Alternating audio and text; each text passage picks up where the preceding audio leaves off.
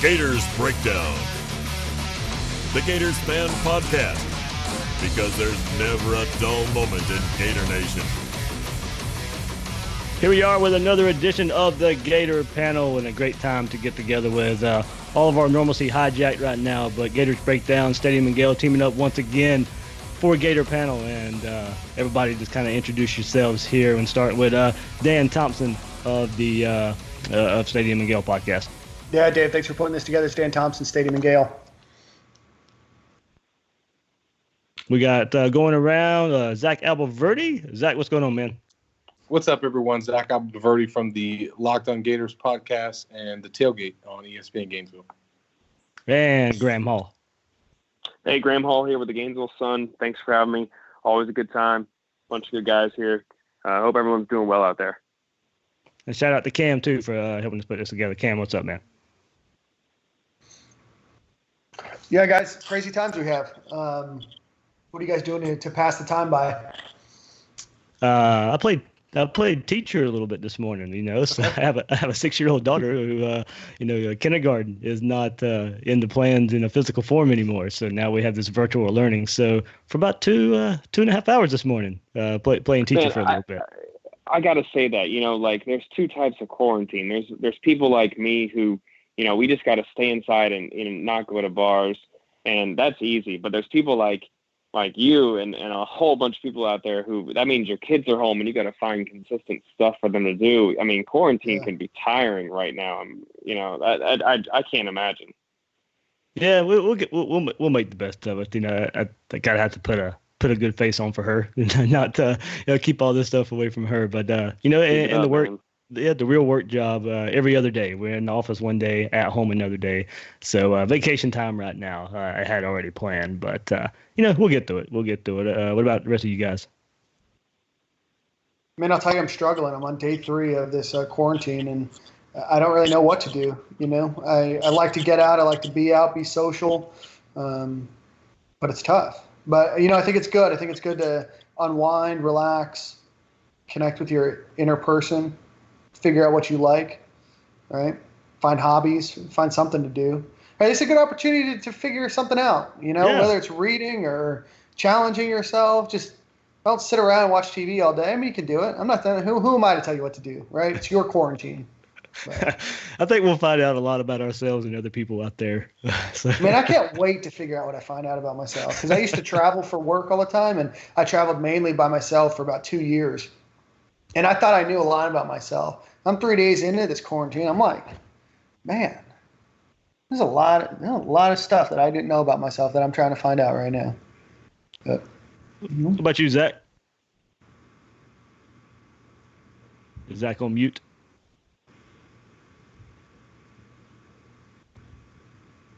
Okay, I'm back now. I'm back. Oh, there you are. There he is. I'm back now. No, I mean, honestly, man, I'm used to being at home with the kids. I think that the thing that's been the most difficult is just you're limited in what you can go do with them. You can go take them to, creek or a field or lake or something like that. But you can't go inside. You can't go to a movie. You can't obviously take them to a game or anything like that. So that's just you don't have so many options. So after a while, you run out of things to do. So, and that's going to be like that for the next month.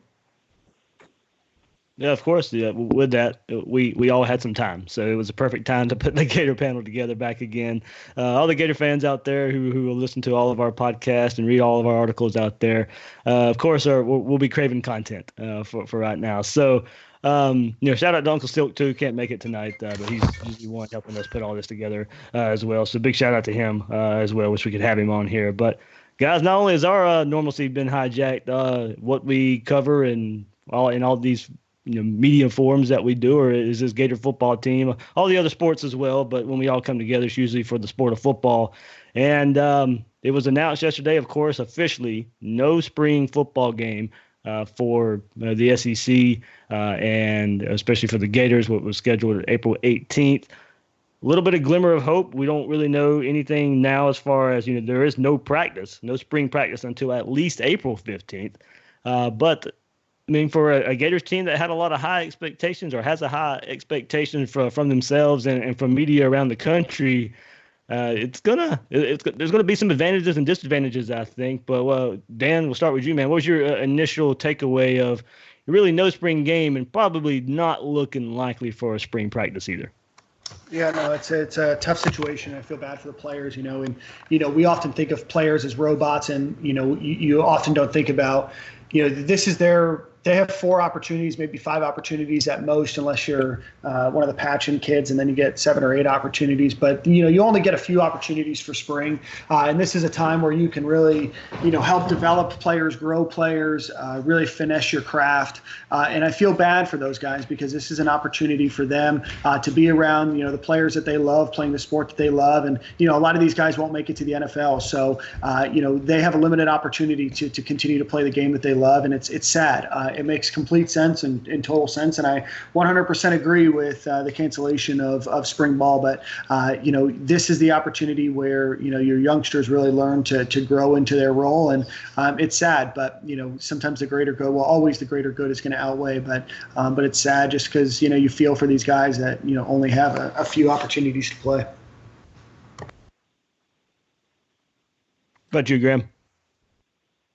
Yeah, on top of the competition and football being the only thing I think a lot of these guys have really ever known this time of year, and being the culmination of everything that they worked for throughout the off season to get to this point, that disappointment on top of it, this was really a critical point for Florida on the recruiting trail. I was saying to someone earlier that, thank God for that junior day if you're Florida, because we really don't know when teams are going to get a chance. And with the evaluation period coming up in the middle of April here in a month, Florida's already, like every other program, going to miss out on 2 huge recruiting weekends on top of that. So, all of that combined with Dan Mullen's speaking tour being canceled, which, I know we don't think about that too much, but it is a great look for the program.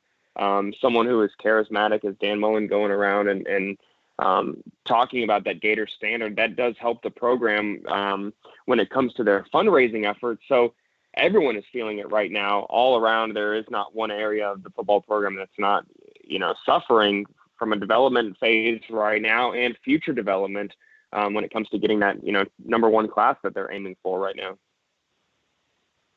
I think that if you look at it from a positional standpoint, we can talk about a lot of spots where guys would have definitely benefited from being able to go through spring ball. But I think more for Florida as a program, where they were at going into year 3 under Dan Mullen, and also where the rest of the SEC is. And, I guess some other teams are also now at a disadvantage as well. But I think coming off of the offseason that they had with Nick Savage, and judging by the results on Twitter, a bunch of guys looked like they got jacked up. I think it was just another step for Florida to not only kind of get ready for the 2020 season, but maybe I think widen the gap on some of the other competition in the SEC, and then close the gap even more on schools like Alabama and obviously schools like Georgia. So this, I guess halts that a little bit. Again, it's across the board though for the SEC, so everyone's not practicing. But I feel like of all the teams, Florida's probably set up as well as anybody to really make a move in the SEC this year and be a championship contender, maybe more so than teams that haven't been in seasons before. So all of that, I think, plays into it. Yeah, that was something Silk and I brought up. I brought it up last week on the podcast, and I saw him tweet about it as well. I mean, you look at Florida and where they're at, and kind of extend off your point, Zach, with almost the entire coaching staff returning, except for the tight end coach, Brewster coming in. That's really the only coaching change there. But do you look around the SEC and look at the school out west, FSU, and complete staff change, everything, staff change, culture change, everything going on there.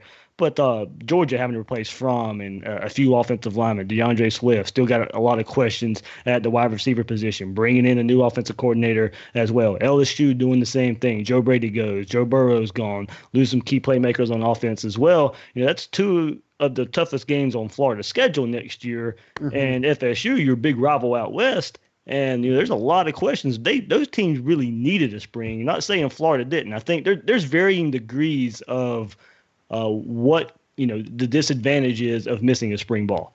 Absolutely. And we had two of the personnel guys on Stadium and Gale this past Tuesday. We were talking to them. There is no ability for coaches. That includes training staff, personnel staff. They can't talk to these guys at all. So if you're trying to install a new offense, a new defense, you have a completely new coaching staff, you are really, really hurt by this. Now, sure, there's an opportunity for you to pick up and learn the playbook, but all of this stuff has to be done on your own. And this is where, it's really important for leaders to step up.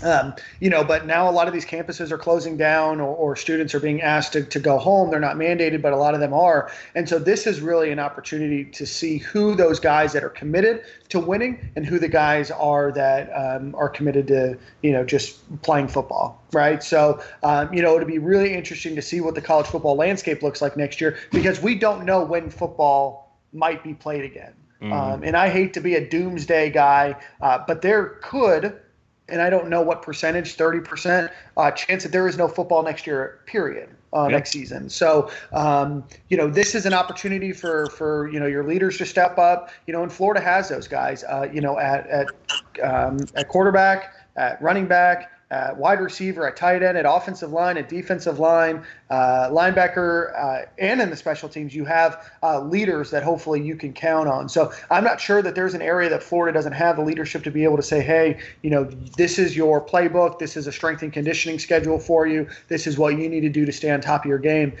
going into next season. Graham and Zach, I don't know where you had Florida pegged going into next year, or if you've even made that decision yet, but if we don't have a spring, and I brought up those examples of those other teams that have with what they're having to deal with, do you think missing a spring benefits Florida more so than those other teams? Would it put you solidifying Florida winning the East if that's where you put them, or are they kind of status quo? Does it help Florida here?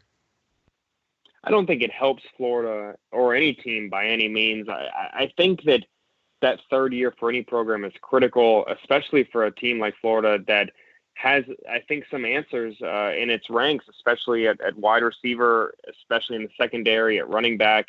And it's an offensive line that, we talked, I think, a whole lot last year about the trial by fire and having to learn on the job that the offensive line was undergoing at Florida. And that was a big jump expected in the spring. And, that group needs that healthy competition. This is, by my count, 15 scholarship offensive linemen and several preferred walk-ons who may end up, guys like Mark Pitts, who were top 100 linemen in the class last year. So I don't think it behooves them to not have that at all. But like I said, we're really in uncharted waters. I could see if this, God forbid, if this does, like Dan said, cancel the season, obviously safety first, but I could easily see if we are okay by summer, the NCAA allowing teams to hold organized practices behind closed doors. I could easily see that. The University of Florida did say that right now, again, uncharted waters, but they do plan right now for Summer B to be in person. Yesterday, announcements said that Summer A through C would be all online, but they said that Summer B may be in person. So there is a chance that if everything's going better by summer, Florida reconvenes and tries to make up for lost time, but I really can't see it right now. I'm kind of siding with Dan, and I just don't know what will happen. But I don't think anyone right now is thinking that it's a good thing, especially someone like Dan Mullen, who knows how critical that year 3 is for a program. Yeah, but to play Angels advocate, I would say the one thing that you have to like, and Dave brought it up, was where the staff is at. The fact that Florida, yes, they have Brewster added, but he's worked with Dan Mullen before. I think that's going to be a seamless transition. So I think from a coaching standpoint, and if we go back to Kyle Trask and we go back to the quarterback position, and I've talked about it before, but it's the most important position in all of sports. And I understand that other schools recruit and what have you, but Alabama, LSU, and Georgia all have to replace their starting quarterbacks. And now those guys aren't going to be able to go through spring. And I still like where Florida is positioned heading into 2020 season, even though they have those questions that Graham mentioned, especially at the offensive line. I think that this was probably, of all the position groups, probably most hurtful on them, because they were going to really have to kind of try to take that next step so Florida could be better offensively, or maybe more balanced, should I say, And Hevesy talked about that this spring was kind of when those guys really make their case for starting jobs, and it carries over into fall camp. So the young guys that were trying to get a starting role, that's going to set them back. But Florida's still got so many other pieces that I think you have to like about this team heading into the fall, if there will be one. All right, Dan, you want to steer for a bit? Yeah, absolutely. I appreciate that. Great commentary so far. I guess looking, forward and let's play Angels advocate, like you said, Zach, and assume that a football season is going to get played next year and that we can get through this hopefully quickly and maybe resume practice in the summertime. A lot of our starters have been kind of pegged. I think that there's some question at wide receiver, definitely on the offensive line, maybe a couple of the defensive line, linebacker and defensive back positions. But what position battles are you most looking forward to going into to next season? Zach? Yeah, I mean, obviously mentioning offensive line, I think outside of that, Florida's starting wide receivers, I think, will pretty much be determined in Kadarius, Tony, Grimes, and Copeland. Who's going to be that next line? Obviously, this is the chance for Rick Wells to kind of show what he's capable of. But I think Florida's wide receiver core and how deep they were was a big reason why Florida was so successful. And if they aren't able to be as deep and the offensive line doesn't make that jump, they can't run the ball consistently again, and they don't have LaMichael Pirine in the backfield. That could be troublesome. So you don't have Justin Shorter still here. Jordan Pouncey's not going to be able to go through spring. We don't know his eligibility issue. So Dan Mullen is so hyping up those guys that he signed in the previous class, Whittemore and Weston. And we'll see what they do. I mean, but they really needed to go through the spring, so I was looking forward to seeing what they looked like. And then on the defensive side of the ball, I mean, I want to see what Brent Cox Jr. is going to look like. I think replacing Jonathan Grenard is priority number one on the defensive side. And, yes, I understand C.J. Henderson's gone to the NFL. He's going to be a first-round pick, but I don't think they're going to have a problem sliding Kyer Elam in there and maybe shaking around the secondary so that they get the best DBs out there. But you got to replace that buck position with someone who's going to be as effective as a Ja'Kai Polite and Jonathan Grenard. And Cox was supposed to be that guy. And, yes, he's still – I think everyone has him pegged there, but now he goes – obviously he sat out this past season. Now he's going to have to go another several months where he's not on the practice field working with the first-team defense on a full-time basis. So – that's something that still sets him back that he'll have to make up for once he can get on the field in fall camp. I want to jump off Zach's wide receiver comment, and I find it interesting for Florida's receiver. Besides Rick Wells, there's basically two tiers. There's guys who have experience and guys who have stats, and then there's guys who have no stats at all. And I find that interesting, especially if there's no spring practice and you get the highly rated recruits of Frazier's and Henderson coming in.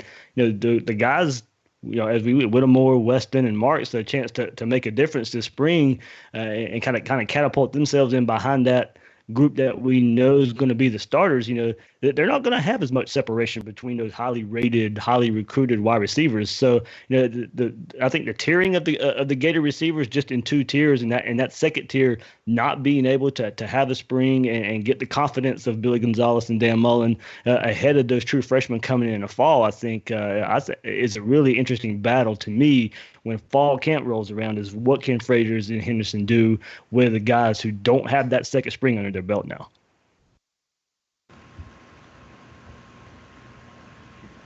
No, I agree, Dave. It's a really interesting situation. I'm curious to see, what the NCAA does with, potential waiver requests, right?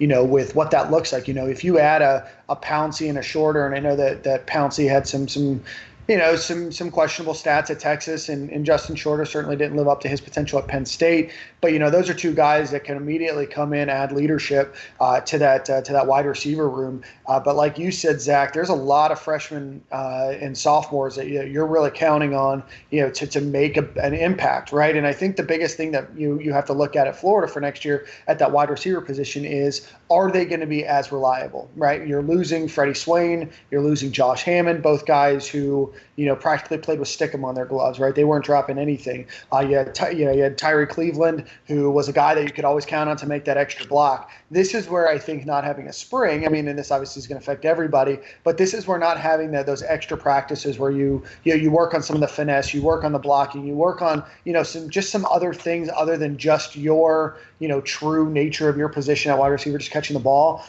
That's where I think that you might see some effects next season, and you might rely on people like a Jordan Pouncey if he can play, or a Justin Shorter if he can play a little bit more, just because they've had a little bit more experience, and guys like Whittemore and Marks and Frazier's and some of these other guys that don't have, as much experience or could potentially be, left behind for at least the start, first half of the season.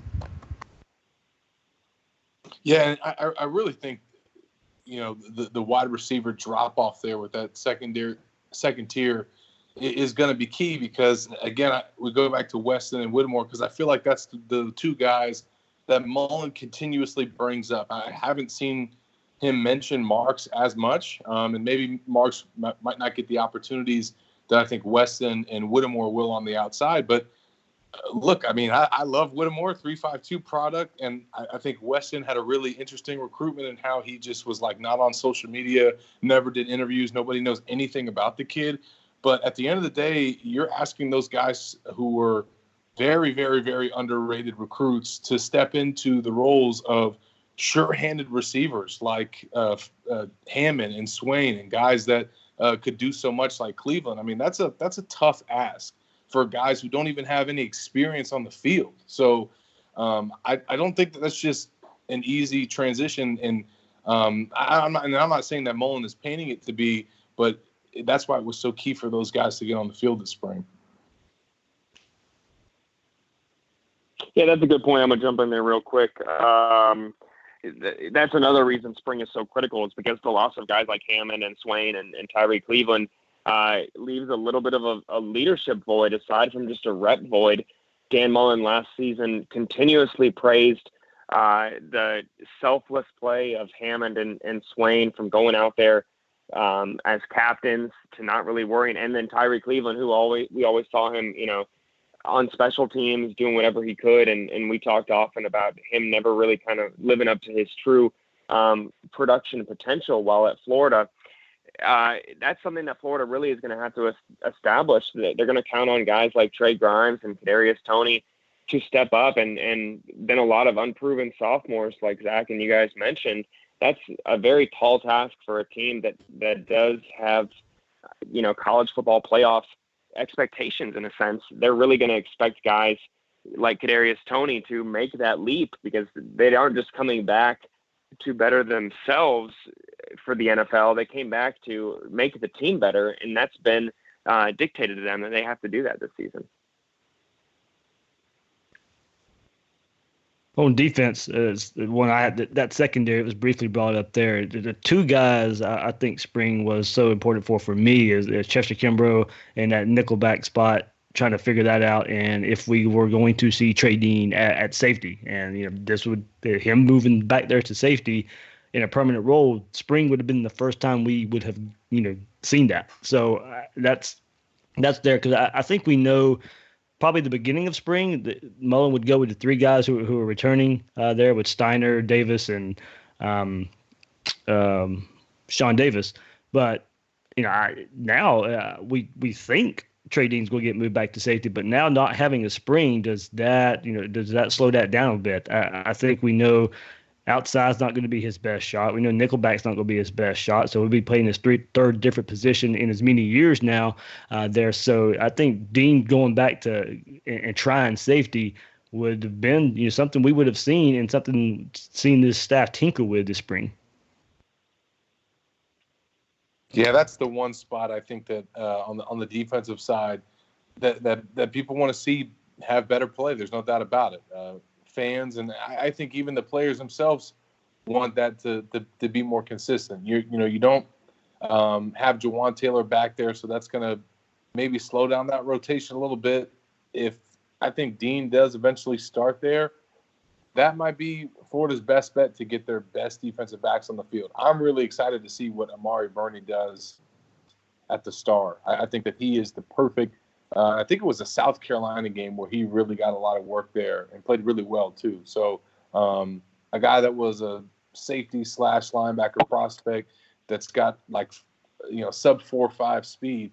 He's just, I think, has all the boxes that you want to check for a guy to be able to play that star spot. So if he can settle in there and be healthy, that's going to allow them with some flexibility with their safety position. I mean, I don't know how you don't have Marco Wilson and Kyer Elam as your two starting corners. I mean, I know they're going to have a rotation there, but I think that those guys are going to lock down that spot pretty well. But I go back to the Buck position. I mean, I'm excited to see Brenton Cox, and I think that it's going to be him, but there are so many guys that they have on their roster that can play the Buck position and that have been working there. So I don't think that it's just a foregone conclusion that it's going to be him. Jeremiah Moon obviously can play there. You have Mahmoud Diabate. Don't forget about David Reese, who had the season-ending injury before last year. So there's a lot of guys that they can fit in there. And then whoever ends up getting that Buck spot, well, then now where do you put Moon, where you put Diabate? That's all going to have to shake itself out. And with no spring, that kind of helps Moon a little bit, because if he wasn't going to be fully healthy and had a chance of getting passed over by somebody like Brenton Cox. For sure. No, and I think obviously with Moon too, he's the type of player that you can plug in a lot of different spots because he's just that freakish like athlete. But that's going to be their whole MO, is trying to get the best 11 on the field, and they have such a flexible, unique scheme where spring allows you the opportunity to experiment and to have different guys in different spots and see who does well, and you're not going to have that luxury as much in fall camp. Second straight year that you have to feel a little bit worse for Jeremiah Moon than I think some of the other guys, because last year, if you guys remember, he missed spring as well and had a real chance to play more minutes last season, get more reps than I think that he ended up getting. And the talk was what you said, him and Brenton Cox, along with guys like Zach Carter, were going to be some of the guys for Florida to step into the void left by Grenard and Jabari Zuniga, and to have that pulled out for Jeremiah Moon. That's, it'll be 3 years that he may not see another spring in Gainesville. So another guy who absolutely is going to have to hope that, the tape doesn't lie, as we say. Yeah, I mean, you guys make a bunch of great points here. There's a lot of people that this was, their opportunity. And, there was some key positions open at linebacker, at the Buck position, at safety, at defensive back that, depending on, when the schedule starts, and we're obviously talking about a lot of hypotheticals here, but depending on when the season starts, you're almost going to have to say, similar to the wide receiver position, is the ones that you can already count on. And even though there might have been some players that really progressed in the offseason, even at the, back in the fall, this is really going to be an opportunity where Florida is going to have to look back and say, hey, even a guy like Brenton Cox, who probably has all the talent in the world, Jeremiah Moon's played a little bit more. Some of these guys know our system a little bit more. And not saying that Brenton Cox didn't learn, last, summer and fall, but it's almost like you didn't play it at game speed, right? You weren't playing every down, right? So it's going to be a really unique and almost precarious situation that Florida finds itself, and all schools are going to find themselves in, trying to make those decisions. And I think we're in for probably some pretty sloppy football to start the year. I think two guys that really, and I'm sure that they don't think about it this way, but I'm allowed to think about it this way for them, but that are probably or should be counting maybe their lucky stars that spring ball didn't take place, is I think definitely Rick Wells, and maybe not as much so, but definitely Damian Pierce too. I mean, the fact that Lingard is not going to be able to go through spring ball, that is advantage Damian Pierce. Mm-hmm. And I think the fact that obviously Whittemore, Weston, Pouncey, all these other guys not being able to go through spring ball, that's advantage Rick Wells, because even though he's not got a lot of playing time throughout the course of his career, he's still so much farther ahead of those guys. So that's going to, I think, to Dan's point, make the coaches, once they get closer to the season, have to factor that in as to who they can really count on to put out there on the field. One more because I brought it up on Twitter yesterday and it got a lot of a lot of pub. Gene DeLance. I mean, I know he got shamed so many times last year, and a lot of people are kind of pointing to these freshman offensive linemen that are coming in, maybe even redshirt freshman offensive linemen like Michael Tarquin, but Ethan White out there too, who got some starts, and Richard Garage, more of the younger offensive linemen, but. A lot of people were kind of pointing to, Braun and Walker this spring and maybe kind of supplanting Gene DeLance. A lot of people don't want to see him on the field anymore, but now he's going to have more experience than these guys, especially if no spring happens. So Gene DeLance, I mean, whether Gator fans want to hear it or not, it may also be another benefactor of having no spring practice. No, you're exactly right. Yeah, go ahead, for Zach. sure.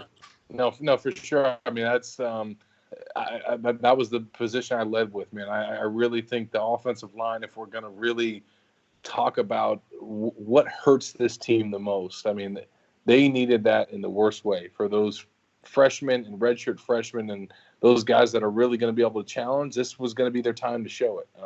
Because, yes, that happens in fall camp too. But after an off season with Nick Savage and for the guys that were redshirted this past year, I mean, this is now the time for them to show what they can do, and even the guys that were early enrollees for 2019. So that's going to give an upper hand to the guys that have gotten snaps before and played reps. I still where Richard Garage ends up is going to be interesting because he's still that guy that can play a lot of different spots.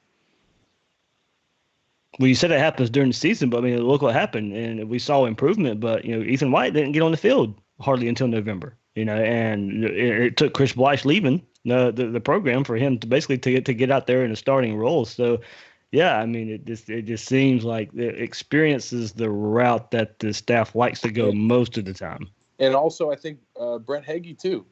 I don't foresee him. He's a redshirt senior, so he's got plenty of experience at center. He was a center prospect coming out of high school, but at the end of the day, he's still taking over for Nick Buchanan, and him getting the opportunity to, number one, be healthy, and then number two, get all those reps through 15 practices in the spring at center, that's not there now. So that's another thing that kind of sets you back as an offensive line.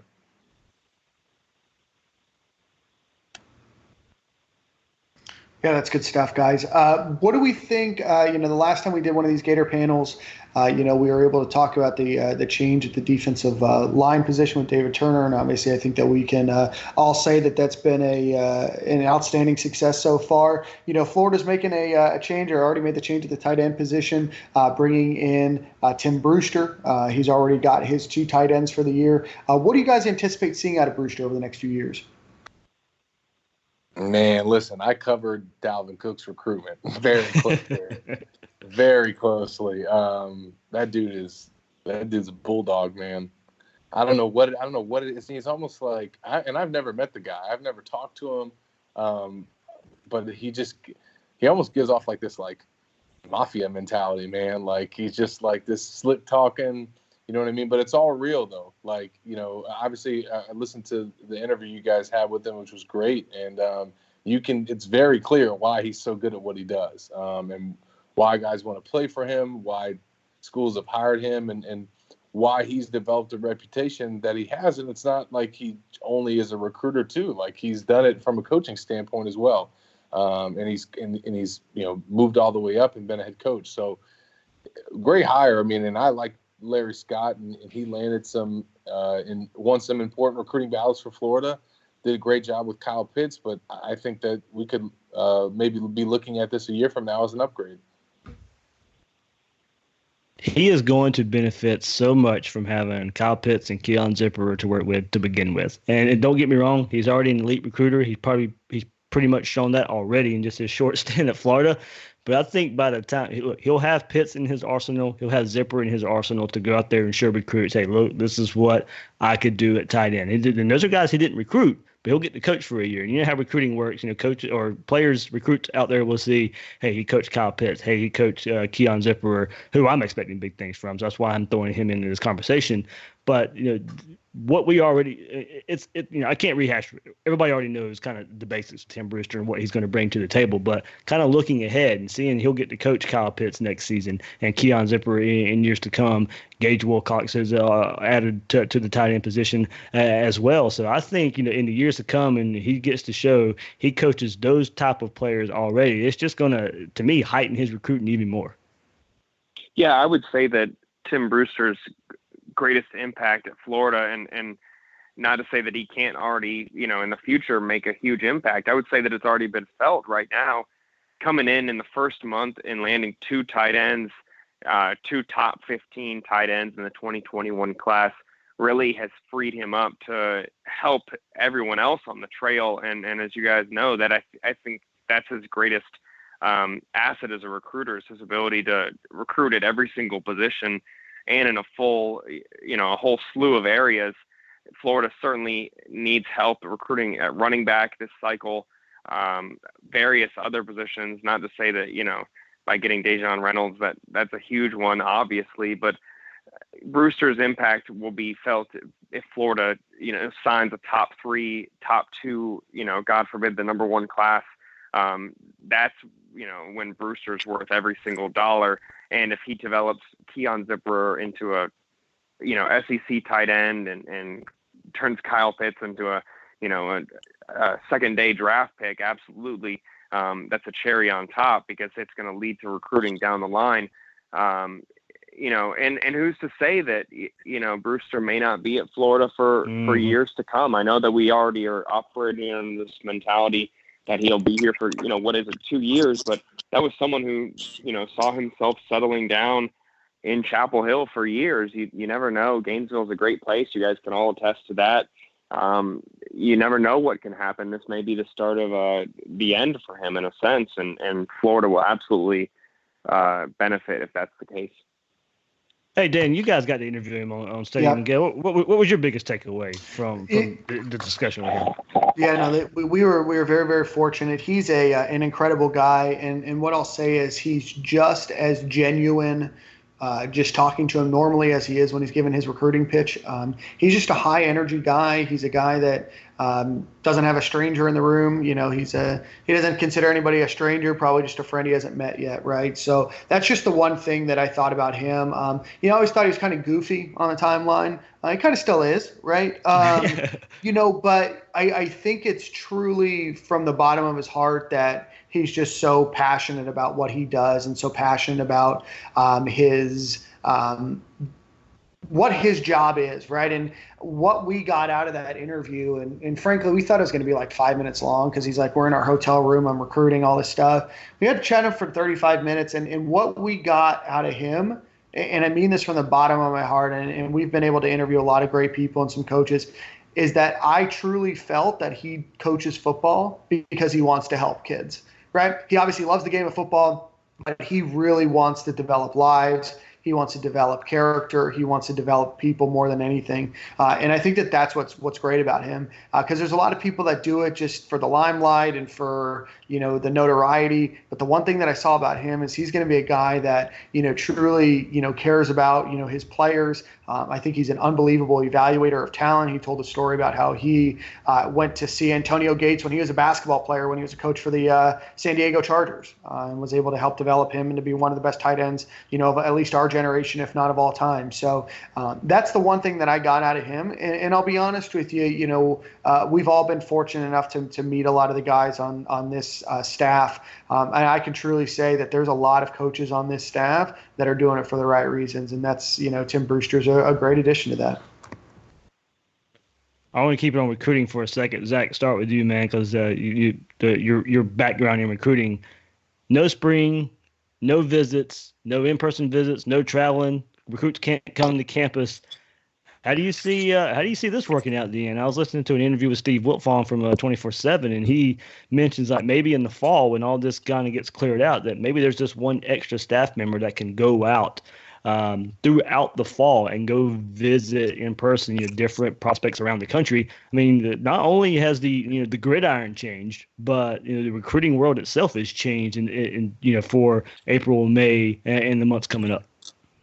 Yeah, I think one of the things that all schools is going to be impacted by this is obviously recruiting is not going to stop during this period. And what I mean by that is prospects and coaches are not going to quit communicating with each other. And whoever's initiating it, it's going to happen on a weekly and sometimes, if not daily basis.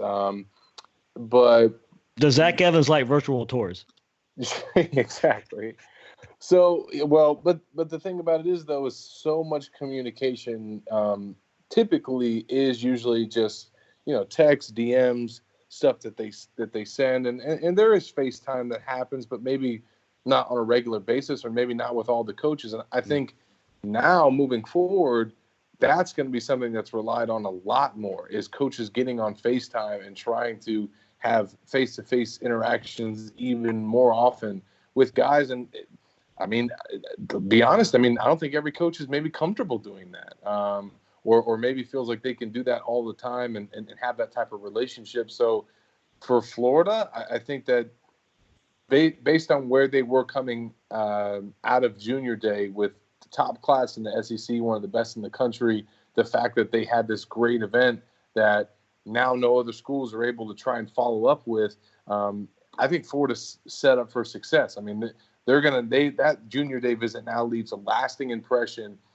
in the minds of all those guys, and now it's just on Florida to stay hot, to keep those lines of communication open, get on FaceTime, make sure that they're always talking to these guys. But I think that Florida has the coaches and recruiting staffers to be successful at that. And again, I want to point out, I don't think that everybody does.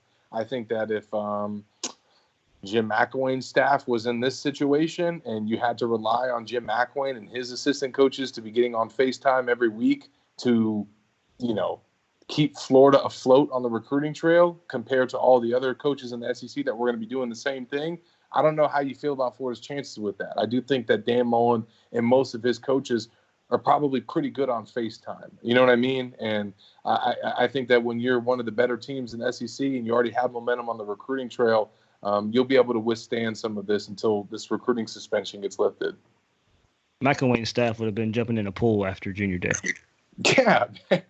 Well, I mean, and Coach Mack was always good to me, but I can't imagine him being on FaceTime with high school recruits as the big sales pitch. That, you know what I mean? That was just not his MO. That's not what Florida was using as the bread and butter to try and sell kids on UF was let's get on FaceTime with Coach Mack. However, I think that you can get on FaceTime with Dan Mullen or get on FaceTime with Christian Robinson, get on FaceTime with Tim Brewster.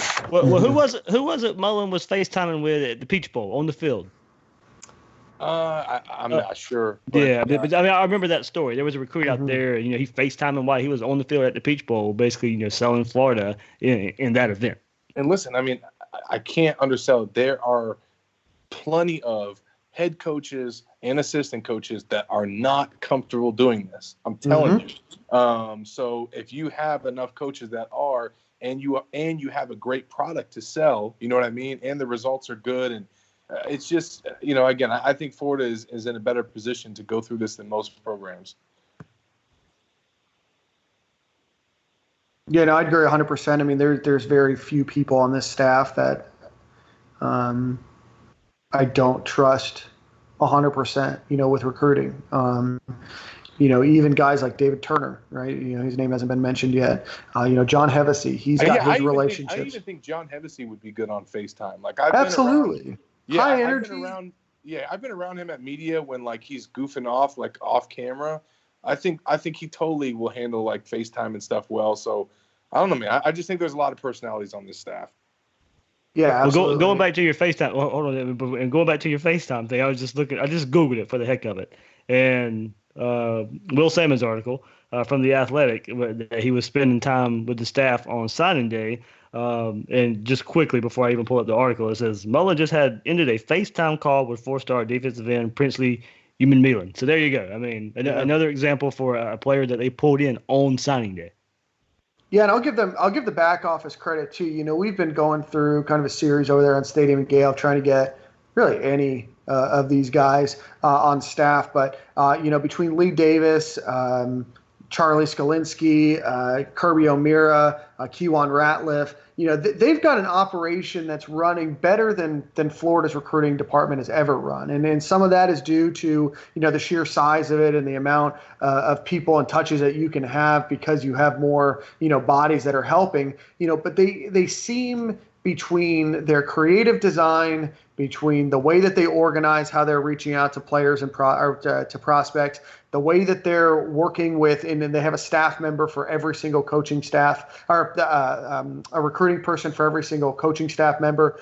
There's all of the workings in place for Florida to now be able to really compete at that elite level. And you've got proven results, you've got good personalities, and then you've got Florida who's on the uprise, especially in an area the Southeast where there's not a ton of competition. I mean, you have, both FSU and Miami down. Yes, Georgia's doing well, but they've had, quite a bit of staff turnover. Alabama's had some staff turnover. They're going to recruit well, and so is Clemson. But, Florida is now starting to creep up right behind Alabama, Clemson, and Georgia. And so, you start to win these battles and utilize the personalities that are on this coaching staff.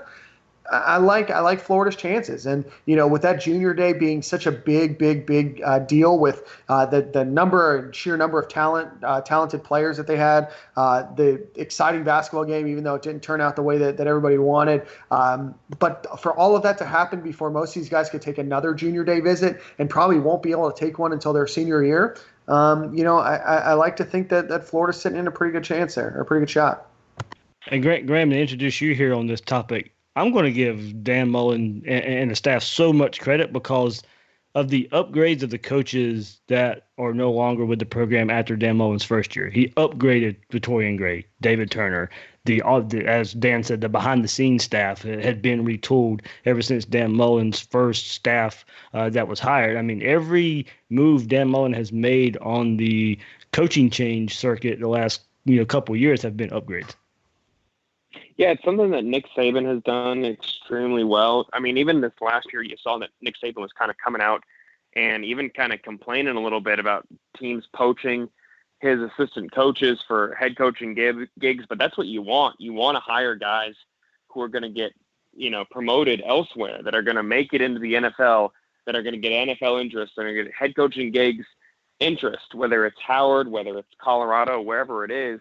That's who you want to hire. I said to people a lot that it was kind of, one of the early tells about the Jim McElwain era that it really, aside from that Torian Gray hire, it really wasn't a staff that was that desirable in the SEC. The only change that he made was Kurt Callahan, and that really wasn't totally for coaching purposes. As you guys know, that really should have been a tell right there.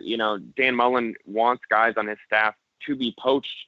And one of the ways that you can tell you have the head guy in charge is when they go out there and do what you guys are saying. Is they go out there and they upgrade and they get a guy like David Turner, or they get a guy like Tim Brewster. And that needs to obviously continue for Florida. We had a huge talking point, I think, even 6 weeks ago, thinking that Todd Grantham would get NFL interest again, and he ended up not getting any NFL interest, or any that was at least made public. So having him come back, that was a huge bonus that I think if you had caught all of us 3-4 months ago, a lot of us had kind of been talking about this staff having to replace him, and the prospect of Christian Robinson getting poached by some NFL program, being made a defensive coordinator elsewhere, or if Grantham left, him taking Robinson with him. The fact that this staff, has retained those guys and then upgraded at other positions has put pressure on the other assistants, especially on the recruiting trail and in-house, certainly. But it has made Florida, I think, a desirable place when your coaches do become head coaches, because that's every coach's dream, to become the head coach at some level. And if Florida continually does that, hires guys and set them up for that, they'll keep getting top-notch talent and be a desirable place like Alabama has been.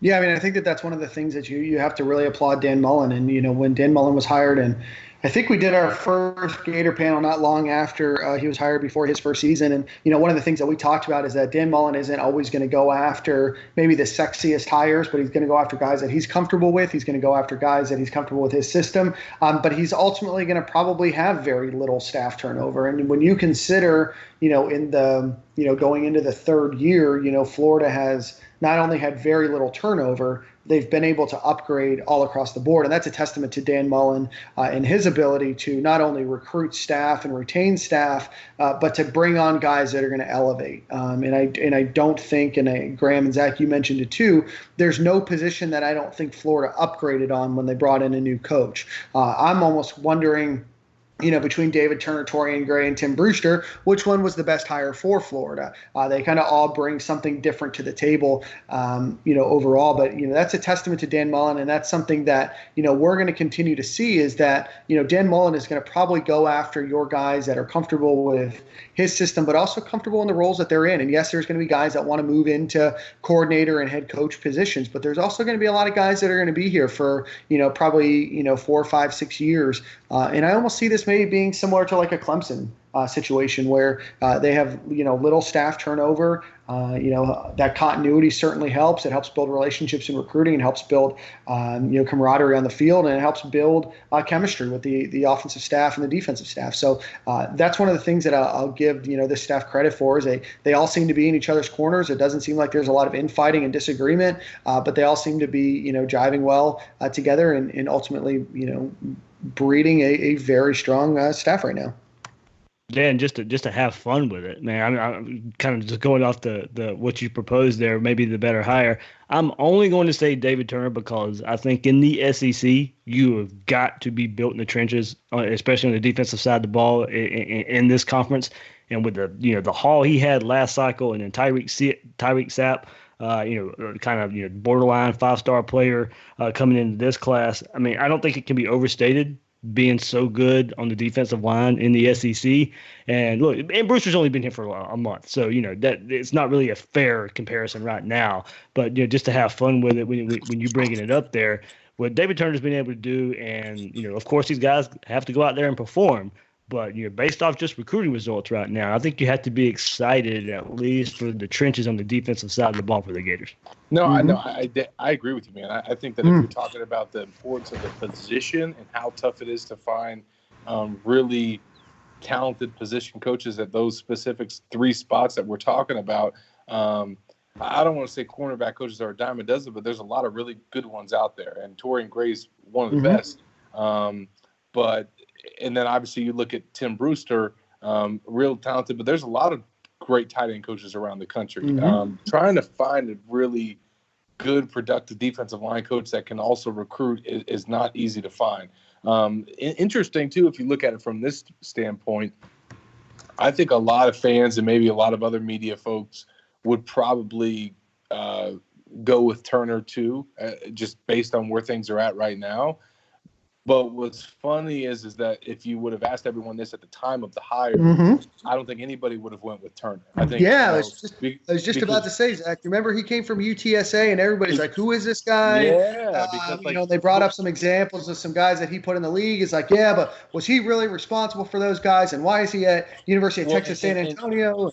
And not only that, but then you think about the other hires, like he replaced Charlton Warren with Torian Gray, which as soon as that happened, everyone loved that hire. You got Torian Gray, and then you replaced Larry Scott with Tim Brewster. Well, everyone knows Tim Brewster. Everyone like you. So, I mean, David Turner was like the outlier. Yet he replaced Sunseri, right? Yeah, who by the way, everyone loves Sal Sunseri. Yeah.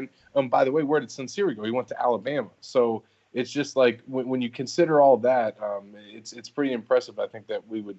I think many of us would probably go with Turner. Graham, what do you think?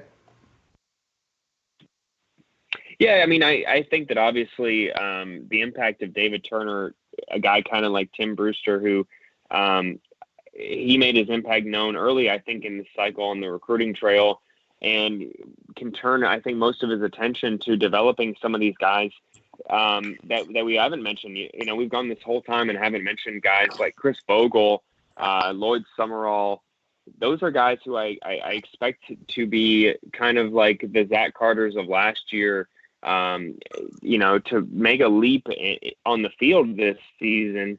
And then, circling back to the whole coaching discussion, if Florida is going to be, we're what, 18 months away from sitting here and talking about the standalone facility opening, and what that could do for Florida's recruiting prospects.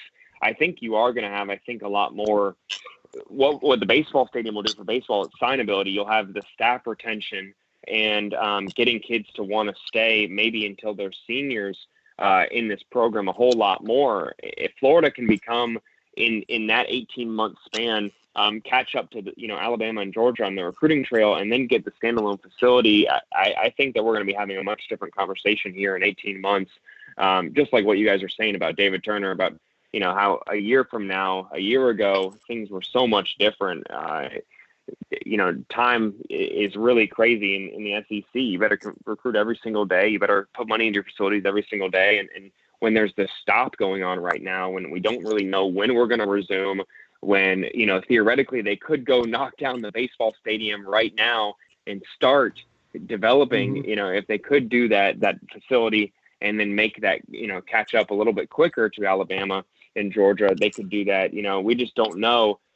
We're sitting here talking a whole lot about theoreticals, and I know that a whole lot of fans out there want that to happen sooner rather than later.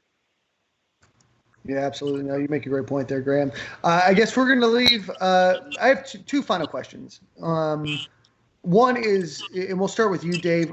How do you think, what are some hypothetical ways that you think the NCAA might come up with ways to change the recruiting calendar, change the football calendar? And let's just assume that, the coronavirus outbreak has, slowed and tapered off by the middle of May. What are some things that if you were in charge of the NCAA or the SEC, you would do in regard to the recruiting calendar and then the football calendar? Recruiting calendar, I guess, would start sooner. So I guess as soon as it's safe to, for everybody to feel safe to travel, I guess you can still travel airplane right now if you really wanted to.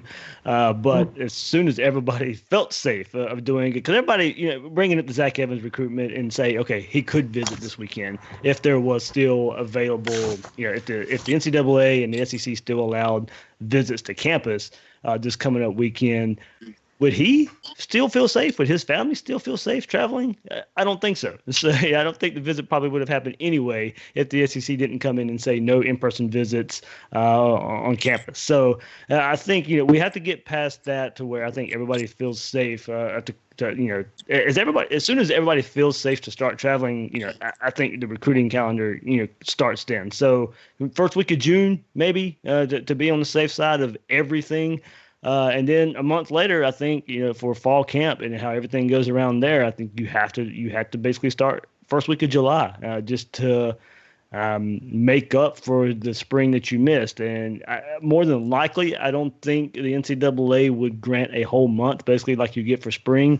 So I think the ideal scenario would probably be like a mid-July timeline for when it to start. I don't think they'd give a full month to make up for a full spring.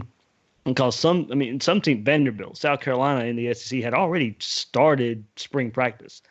So how does that weigh into any decision that the NCAA, SEC make as far as some schools had already got a spring practice, they went on spring break and didn't get to resume?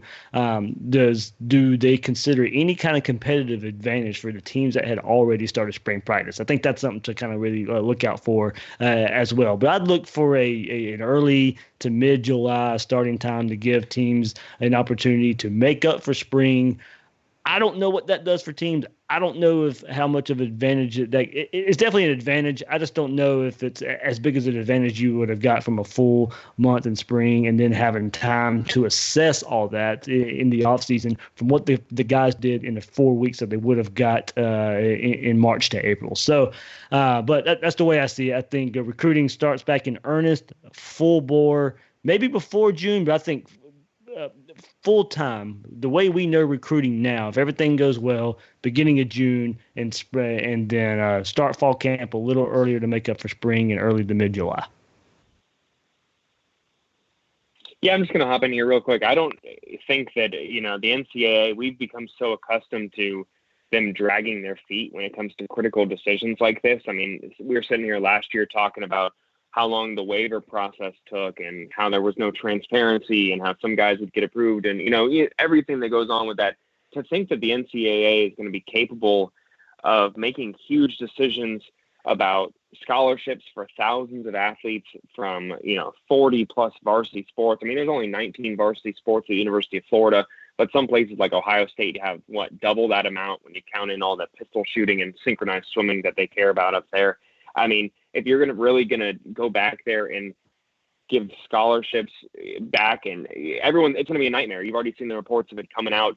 I think if anything happens, one, you made a great point there about Vanderbilt, Dave. If any team loses to Vanderbilt this year, and they better be ready to blame the fact that the Commodores got a few extra spring practices. That better be right there in their excuses chamber.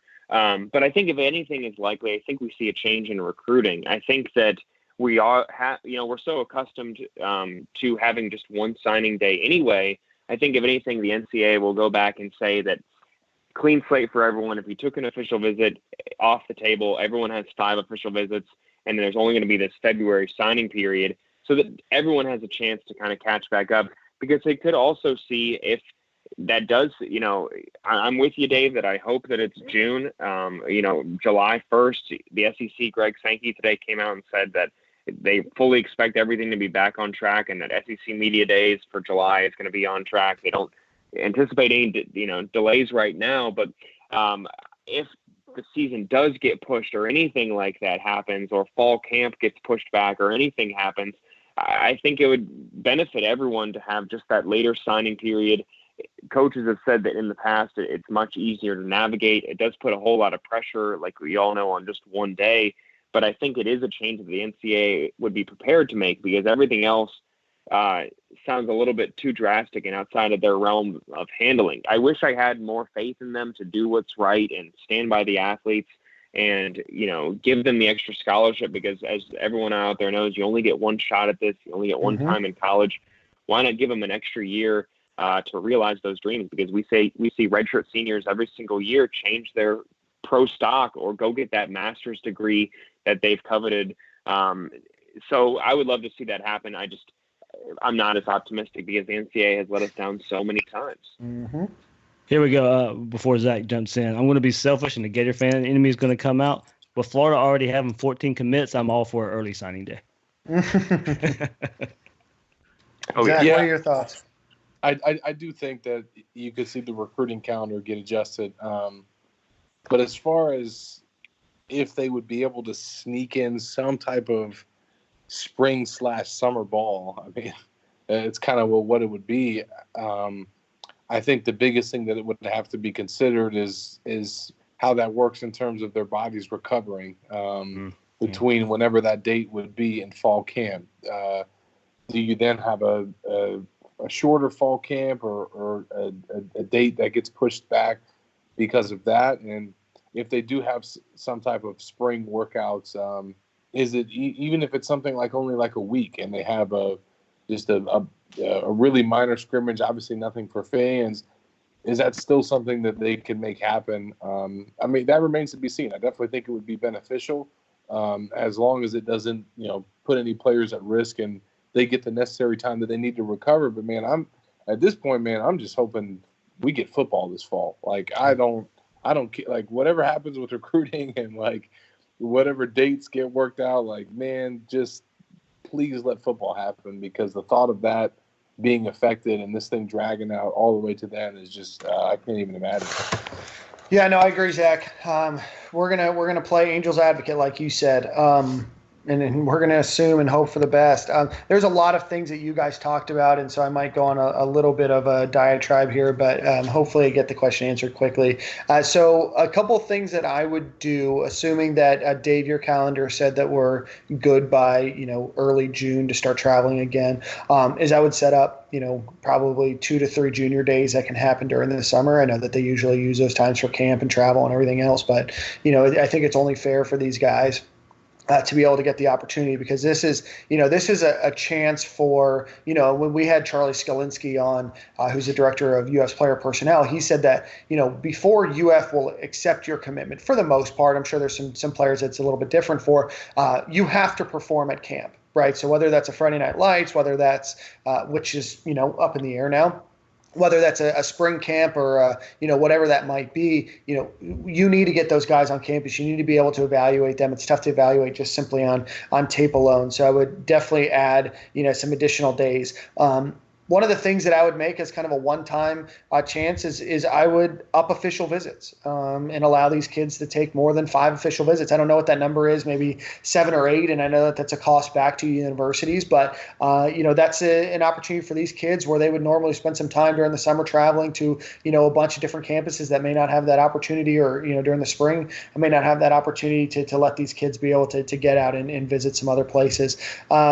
I would also cancel early signing day, and I know that Dave, you just mentioned it. Florida sits, pretty well, but I almost don't think it's fair for these kids that if they really didn't have the whole opportunity to be able to scour the country and find the best place for them, because Zach, you mentioned it as well. This is a lifelong decision. This is a commitment that most of them, or some of them at least, will live with for 3, 4, 5 years. And so you want to make sure that they're making the right decision. And as selfish as it is, because Florida sits in the number 1, number 2, number 3 recruiting class in the country right now, you want to make sure that you give these kids the opportunity. But there's 2 things that I wanted to talk about that you guys all brought up. And number 1 is the cost, right? And that's one thing that Graham, you mentioned that you don't trust the NCAA, and I would love the NCAA to give these kids an extra year. I'd love to give an extra year to everybody, not just the ones that are seniors or the ones that are missing out, but everybody. But that leads to 2 big things that I just thought about. So number 1 is the cost, right? The University of Florida doesn't have much of an issue when it comes to dollars. A lot of your big state and a lot of your big, programs that Florida's competing with, the SEC, et cetera, they're not as worried about cost. I think they gave out $45 million just from the SEC network alone.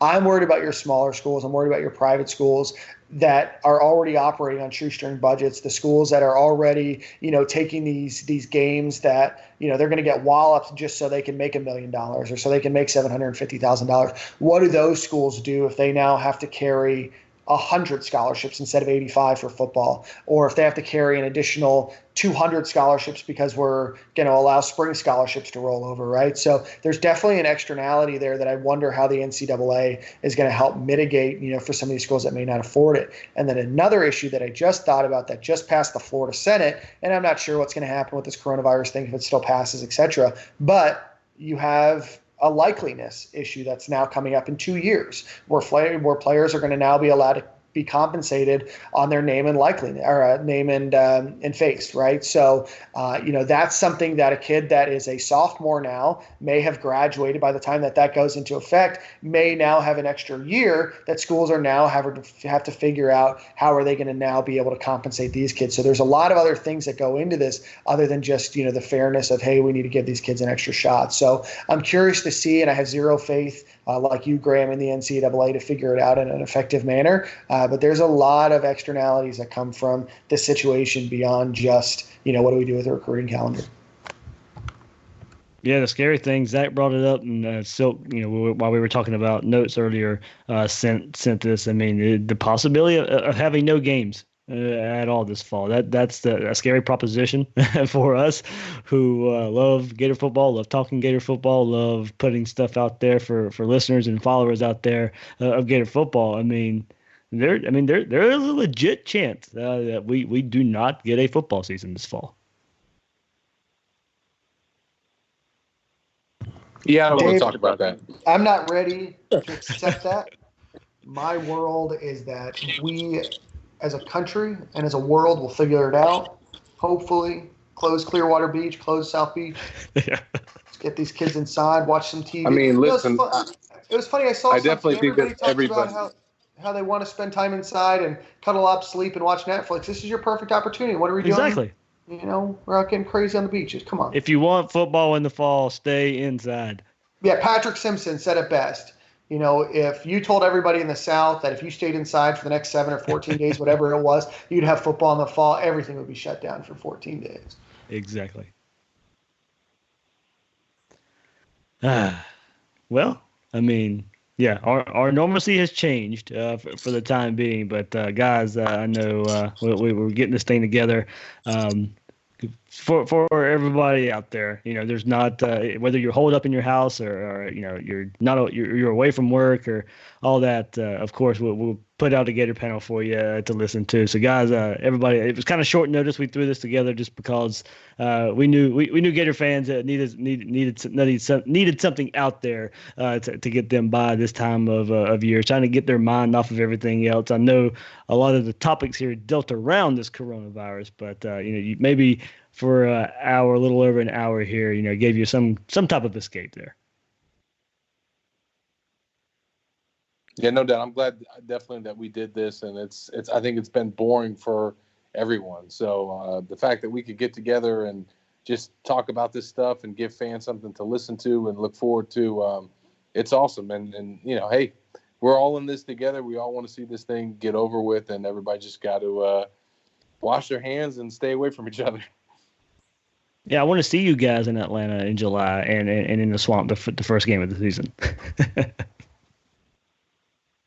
Oh, yeah, likewise. And if it seems like we talked about a whole lot of just bad stuff, I mean, I think we talked about everything bad that you possibly could talk about for a program that just signed the number 8 recruiting class and just finished number 6 in the country and returns, their starting quarterback. I think we hit on every single negative. So in terms of, my media checklist, I think that I did a pretty good job making sure that I hyped up all the negatives today. All right. Anything else, Dan, Zach, Graham?